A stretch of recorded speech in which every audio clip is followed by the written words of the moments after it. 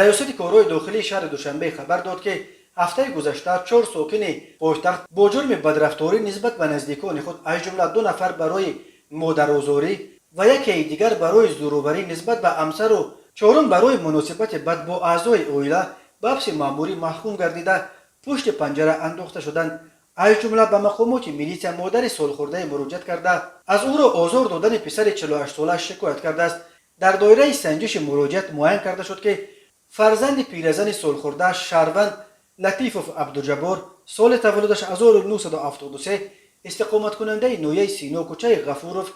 در حقیقت سنه دهم دکبر سال جاری در منزل استقامتیش با مادرش جنجال نموده مورد دشنام و حقارت‌های قبیح قرار داده است. نامبرده به گناه صادر نموده‌اش اقرار کرده در دایره چاره‌بینی‌های پروفیلاکتیکی اظهار داشت که من بعد به این گونه اعمال ضد قانونی شرم‌آور دست نخواهد زد. گفته می‌شود در اطلاعیه وابسته به حالت مذکور نسبت به لطیفوف عبدالجبار طبق طلبات ماده 460 کودکس حقوق ویرانکنی مأموری جمهوری تاجیکستان با اتهام میدوباشی پروتکل مأموری ترتیب دادند و با قرار دادگاه نسبت به او جزا در نمود حبس مأموری به مهلت 5 شبانه روز تعیین کرده شده است. همین گونه بر اساس شکایت یک مادر دیگر 76 ساله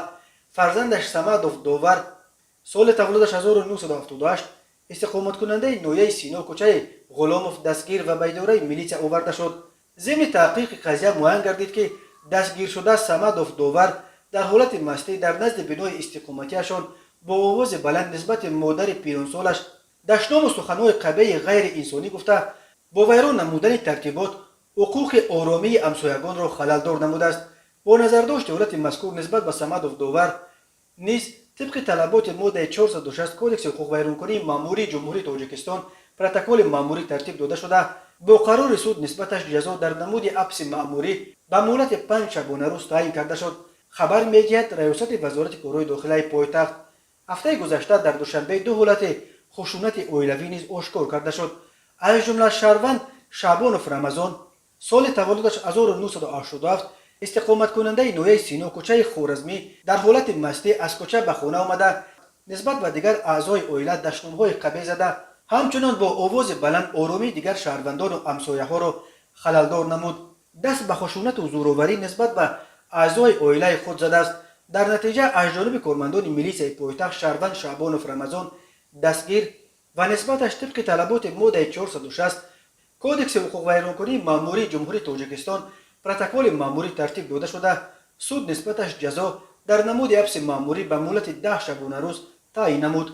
همچنین به این مانند در دایره مراجعت یک زن ساکن پایتخت شفعه او شهروند ستانکیویچ پاول سال تولدش 1986 استقامت کننده نویه سینا محله اسپیچک به مقامات میلیسیا دسترس کرده شد. ضمن سنجش مراجعت معین کرده شد که نامبرده نسبت همسر 31 سالش پیوسته خشونت و زورآوری را روا می‌دیده است که در نتیجه به تربیت 3 نفر فرزندان نابالغ عائله تاثیر منفی رسانیده می شود.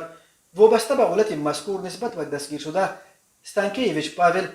طبق طلبات ماده 93 علاوه 2 کودکس حقوق ویرانکنی مأموری جمهوری تاجیکستان برای رعایت نکردن طلبات امرنامه محافظتی پروتکل مأموری ترتیب داده شده سود نسبتش جزا در نمود حبس مأموری به مهلت 5 شبانه روز تعیین نمود.